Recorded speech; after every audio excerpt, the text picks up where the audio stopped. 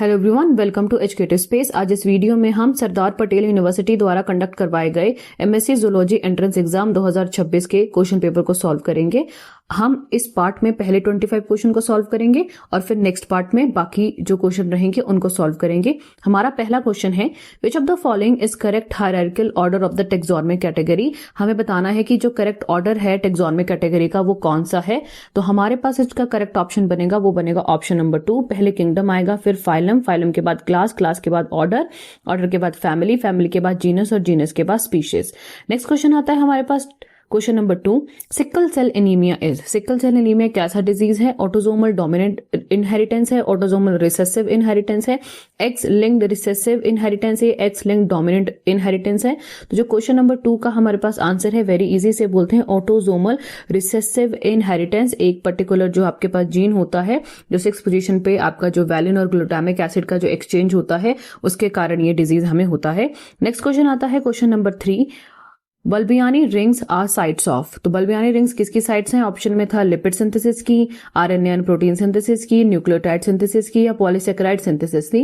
तो question number 3 का जो करेक्ट ऑप्शन है वो है option number 2, that is RNA and protein synthesis. Next question आता है, taxonomic keys is one of the taxonomic tool in the identification and classification of plants and animals.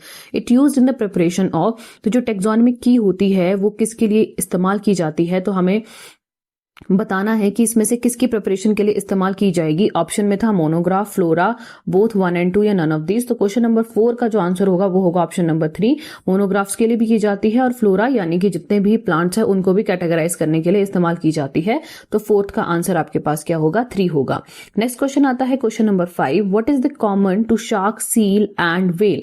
तो जो shark हो गए, सील हो गए, वेल, इनमें क्या कॉमन है? ऑप्शन में था होम्योथर्मी है, seasonal migration, thick subcutaneous fat या कन्वर्जेंट इवोल्यूशन। तो हम जानते हैं कि जो शार्क, सील और जो वेल हैं वो कन्वर्जेंट इवोल्यूशन शो करती हैं। इनके एंसेस्टर सेम नहीं है लेकिन फिर भी एक ही काम करती हैं समंदर में तैरने का। तो आपके पास ऑप्शन नंबर इसका 4 बिल्कुल करेक्ट होगा। Next question is question number 6, transposons are. Transposons क्या है? वो स्टेशनरी जीन है, जंपिंग जीन्स हैं, हाउस कीपिंग जीन्स हैं या ट्रांसपोर्टिंग जीन है। तो इस क्वेश्चन का जो करेक्ट ऑप्शन होगा 6 का वो होगा ऑप्शन नंबर 2। इन्हें हम जंपिंग जीन्स के नाम से जानते हैं। नेक्स्ट क्वेश्चन आता है question number 7, industrial melanism is an example of. जो इंडस्ट्रियल मैनलिज्म है ये किसका एग्जाम्पल है? ऑप्शन में था neo Lamarckism, neo Darwinism, natural selection या म्यूटेशन। तो ये बहुत ईजी क्वेश्चन, हमें पता है ये नेचुरल सिलेक्शन का एग्जाम्पल है, जिसमें आपके जो ग्रे कलर मोथ थे और जो व्हाइट कलर मोथ है उनके बीच में जो ग्रे कलर मोथ सर्वाइव कर जाते हैं और जो व्हाइट कलर मोथ है वो नेचुरली सिलेक्ट नहीं होते। नेक्स्ट क्वेश्चन आता है question number 8, Okazaki is known for his contribution to understanding of. जो ओकाजाकी साइंटिस्ट थे उन्होंने ओकाजाकी फ्रेगमेंट्स के बारे में बताया था जो कि डीएनए रेप्लिकेशन के दौरान बनते हैं। तो किसके लिए कंट्रीब्यूट किया होगा? ऑप्शन में था ट्रांसक्रिप्शन, ट्रांसलेशन, डीएनए रेप्लिकेशन या म्यूटेशन। तो मैंने आपको पहले ही बताया डीएनए रेप्लिकेशन में इसका इस्तेमाल होता है। उसके बाद जो लाइगेज एंजाइम होता है वो उन्हें क्या करता है? स्टिक करता है एक साथ, फिर जाके रेप्लिकेशन होती है।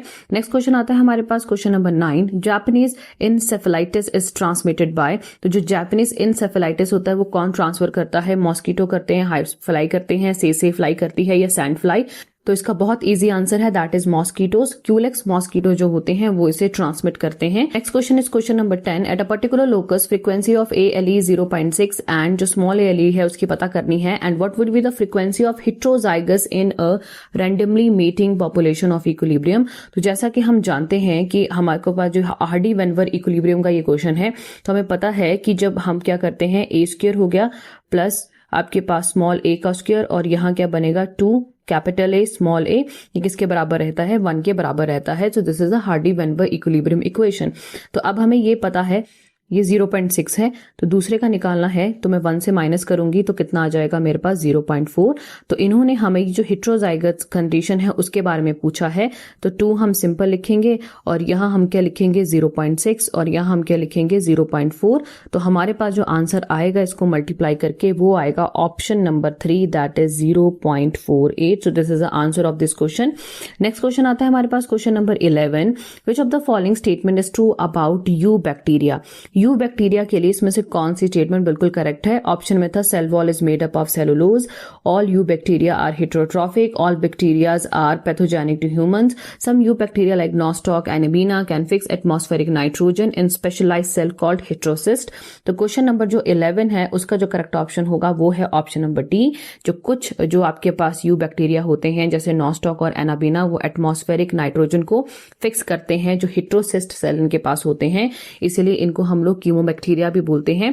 नेक्स्ट क्वेश्चन आता है आपके पास question number 12, in which year the wild life protection act was introduce? कौन से ईयर में wild life protection act introduce हुआ था? ऑप्शन में था 1972, 1986, 1981 या 1976।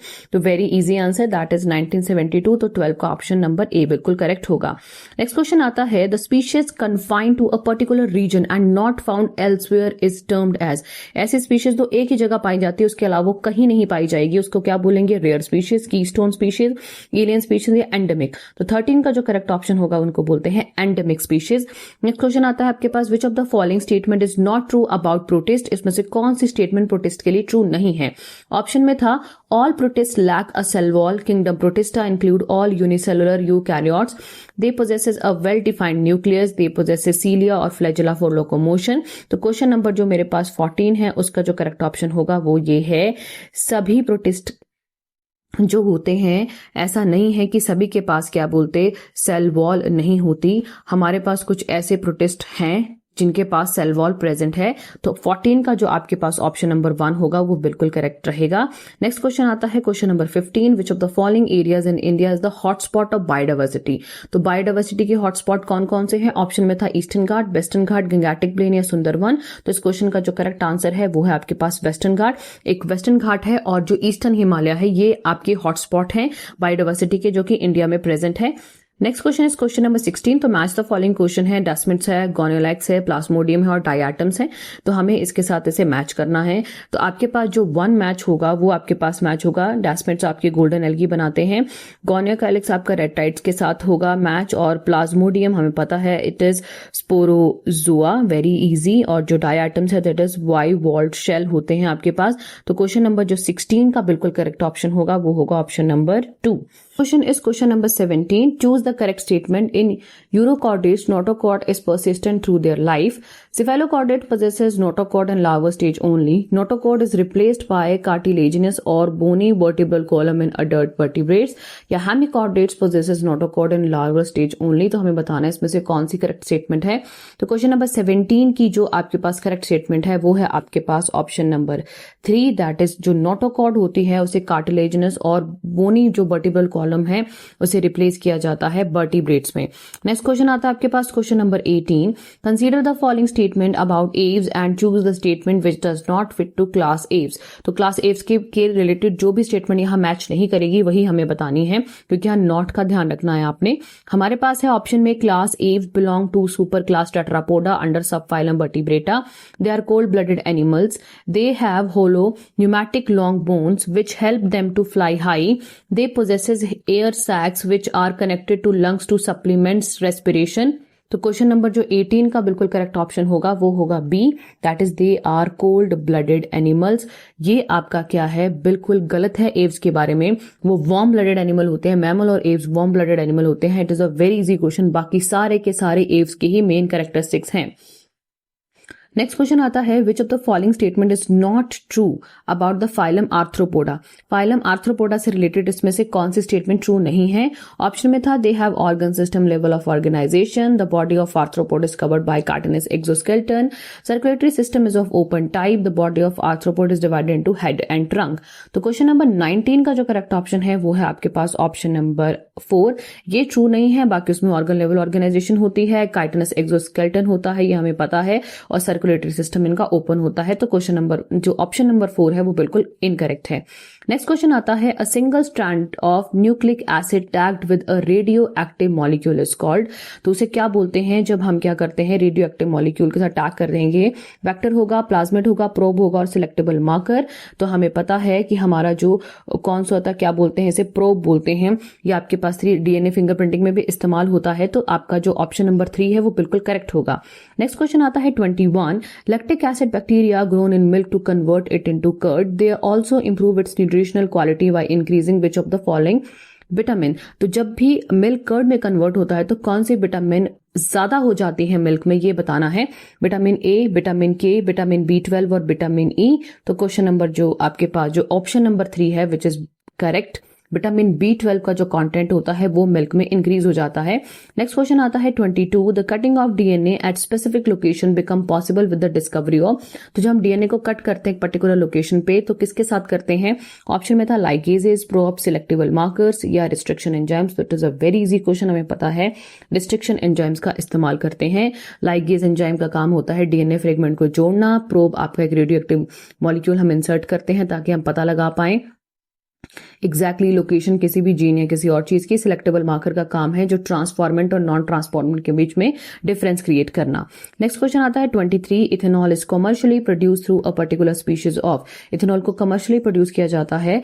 ऑप्शन में था सेक्रोमाइसिस, क्लोस्ट्रीडियम, ट्राइकोडर्मा, एस्परजिलस. तो 23 का जो करेक्ट ऑप्शन है वेरी इजी, सेक्रोमाइसिस सर्वेसिए से प्रोड्यूस करता है. बहुत सारी जो एल्कोहलिक ड्रिंक बनाई जाती हैं इसी का इस्तेमाल करके. नेक्स्ट क्वेश्चन आता है 24. During replication unbinding of the DNA double helix is controlled by. तो जब रेप्लिकेशन होती है तो DNA को अनबाइंड कौन करता है? ऑप्शन में था DNA ligase, DNA helicase, DNA polymerase या नन ऑफ दीज. तो 24 का भी बहुत इजी आंसर है, that is helicase enzyme. Next question आता है 25. Study the behaviour of animal is called. जो बिहेवियर हम एनिमल्स का स्टडी करते हैं उसे क्या बोलते हैं? जेनेटिक बोलते हैं, इथोलॉजी बोलते हैं, इकोलॉजी बोलते हैं या इथनोलॉजी बोलते हैं. तो जो 25 का जो करेक्ट ऑप्शन है उसे बोलेंगे इथोलॉजी. सेकंड ऑप्शन आपका बिल्कुल करेक्ट होगा. होप सो आपको ये वीडियो हेल्पफुल लगी होगी. अगर आपको ये वीडियो हेल्पफुल लगी है तो जरूर शेयर करें. चैनल पे नए हैं तो चैनल को सब्सक्राइब करें और आने वाली वीडियो की नोटिफिकेशन के लिए बेल आइकन पर क्लिक करें. Thanks for watching.